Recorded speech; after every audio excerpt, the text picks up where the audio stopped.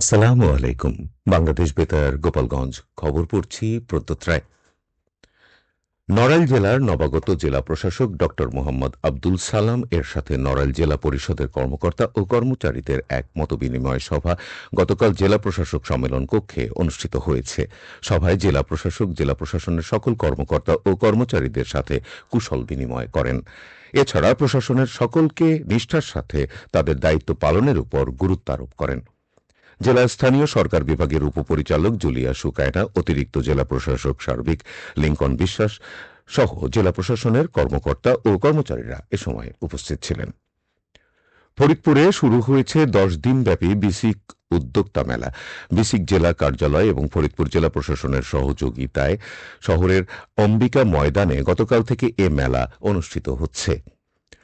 বক্তারা এই মেলার আয়োজন প্রসঙ্গে বলেন, বিসিক সবসময় উদ্যোক্তাদের পাশে রয়েছে। বিসিক শিল্প ও উদ্যোক্তা সৃষ্টির পাশাপাশি বাজার সম্প্রসারণের জন্য কাজ করে থাকে। এজন্য প্রতি বছরের মতো এবছরও এই মেলা অনুষ্ঠিত হচ্ছে।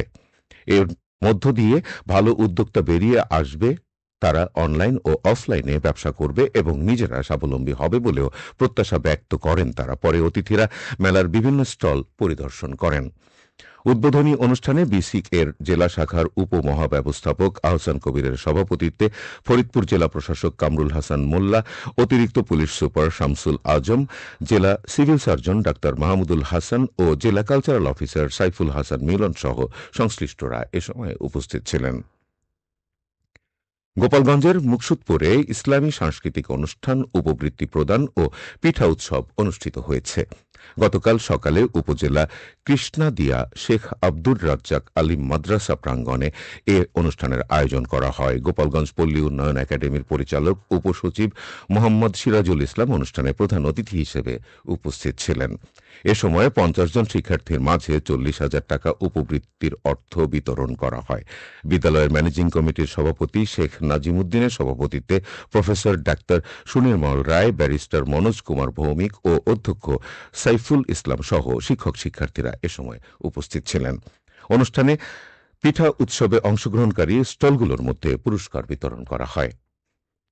বিএনপির ঘোষিত ৩১ দফা বাস্তবায়নের লক্ষ্যে সারা দেশে গণসংযোগ কার্যক্রম শুরু হয়েছে। এই কর্মসূচির মাধ্যমে পরিবর্তনের অঙ্গীকার, ন্যায় বিচার ও গণতন্ত্র পুনরুদ্ধারের বার্তা প্রত্যেক ঘরে পৌঁছে দেওয়া হচ্ছে। গতকাল মাদারীপুরের বিভিন্ন স্থানে গণসংযোগে অংশ নিয়ে কেন্দ্রীয় বিএনপি নেত্রী হেলেন জেরিন খান বলেন, জনগণের ভালোবাসা ও সহযোগিতায় আগামী দিনের বাংলাদেশ গড়ার সবচেয়ে বড় শক্তি। তিনি জানান, রাজনৈতিক অস্থিরতা, অর্থনৈতিক সংকট ও সামাজিক বৈষম্য নিরসনে বিএনপির কর্মপরিকল্পনা সুস্পষ্ট দিক নির্দেশনা দিচ্ছে। এরই মধ্যে সাধারণ মানুষের কাছ থেকেও মাঠ পর্যায়ে ইতিবাচক সাড়া পাওয়া যাচ্ছে বলেও জানান তিনি আরও বলেন, ধারাবাহিক এ প্রচারণা জেলা, উপজেলা ও ইউনিয়ন পর্যায়ে চলবে এবং জনগণের মতামত অন্তর্ভুক্ত করে ভবিষ্যৎ পরিকল্পনা আরও সমৃদ্ধ করা হবে। ঢাকা বরিশাল মহাসড়কের মাদারীপুরের রাজৈরে গতকাল ভোরে দুর্বৃত্তরা গাছ ফেলে ব্যারিকেড দিয়ে প্রায় 2 ঘণ্টা যান চলাচল বন্ধ রাখে। এদিন গোপালপুর ও মেলকাই সহ 8 স্থানে মোট 12টি গাছ ফেলে অবরোধ সৃষ্টি করা হয়। পরে খবর পেয়ে রাজৈর থানা, মোস্তফাপুর হাইওয়ে থানা ও টেকেরহাট ফায়ার সার্ভিস যৌথভাবে উদ্ধার কাজ চালায়। টেকেরহাট ফায়ার সার্ভিস স্টেশনের লিডার ইসমাইল হোসেন জানান, ভোর 5টা 15 থেকে কাজ শুরু করে সকাল 7টার দিকে সড়ক পুরোপুরি স্বাভাবিক করা হয়। মোস্তফাপুর হাইওয়ে থানার ওসি মামুন জানান, দুর্বৃত্তরা গাছ ফেলে পালিয়ে যায়, পরে দ্রুত গাছ সরিয়ে যান চলাচল স্বাভাবিক করা হয়। নড়াইল সদর উপজেলার দত্তপাড়ার বুড়িখালী এলাকায় নিষিদ্ধ ঘোষিত পলিথিন ব্যাগ ব্যবহারের উপর মোবাইল কোর্টের অভিযান পরিচালিত হয়েছে। গতকাল জেলা পরিবেশ অধিদপ্তর কার্যালয়ের উদ্যোগে জেলা প্রশাসনের নির্বাহী ম্যাজিস্ট্রেট মোহাম্মদ বদিউজ্জামান এর নেতৃত্বে এ অভিযান পরিচালিত হয়। উক্ত অভিযানে 25,000 কেজি অবৈধ পলিথিন জব্দ করা হয় ও একটি মামলা দায়ের করে 50,000 টাকা জরিমানা আদায় করা হয়।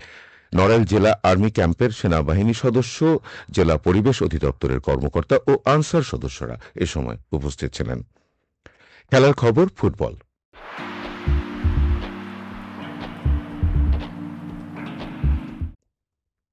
এসো দেশ বদলাই, পৃথিবী বদলাই, তারুণ্যের উৎসব 2025 উদযাপন উপলক্ষে ফরিদপুর জেলা ক্রীড়া অফিস কর্তৃক আয়োজিত বালক অনূর্ধ্ব 15 ফুটবল প্রতিযোগিতা ও খেলোয়াড় বাছাই গতকাল বিকেলে ফরিদপুর মহিম ইনস্টিটিউশন মাঠে অনুষ্ঠিত হয়েছে।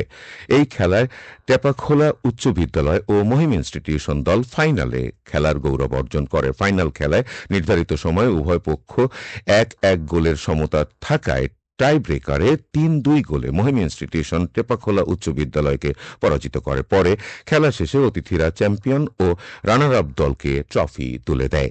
জেলা ক্রীড়া অফিসার আল আমিন খন্দকার এর সভাপতিত্বে প্রধান অতিথি হিসেবে উপস্থিত ছিলেন জেলা শিক্ষা অফিসার বিষ্ণুপদ ঘোষাল।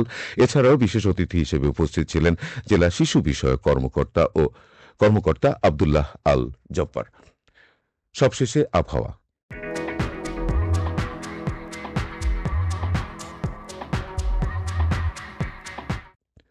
আজ বেলা 1টা পর্যন্ত আবহাওয়ার পূর্বাভাসে বলা হয়েছে দেশের অভ্যন্তরীণ নদীবন্দর সমূহের জন্য কোনো সতর্কতা নেই এবং কোনো সংকেতও দেখাতে হবে না। খবর শেষ হলো। আমাদের পরবর্তী খবর প্রচারিত হবে আগামীকাল সকাল 8টা 30 মিনিটে বাংলায়।